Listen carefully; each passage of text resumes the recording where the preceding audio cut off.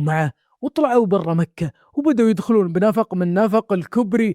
بدأ يظلم كل شيء، جو المكان وقتها كله جبال، شيء بعيد اسمه محاب سلجن أو شيء زي كذا، والله إني ما أذكر اسمه. بدأ الشك يدخل بقلب أبو محمد.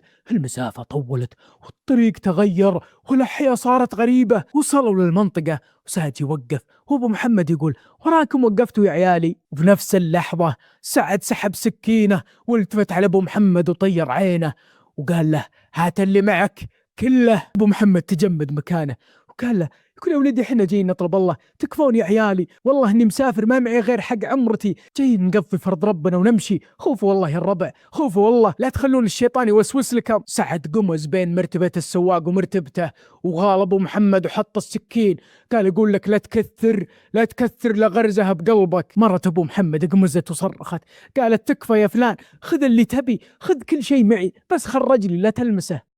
وفتحت شنطته بسرعة وهي ما هي قادرة تركز، طلعت كل شيء بشنطته، جوال، مصباح، على كم ريال، وخذت شنطة زوجة وفتحتها وعطته اللي فيها. التفت سعد عليه وقال له: انزل انزل انت ومرتك هنا. ابو محمد فتح الباب ونزل وهو يرتعب، ومركب شغالة تنافض برجليه. يا جماعة الخير ما صدق على الله انه ينزل. هي واحد لو كان مكانه اكيد بيسويها وتجيهم مركب، ولو انت مكانه بتسوي زيه.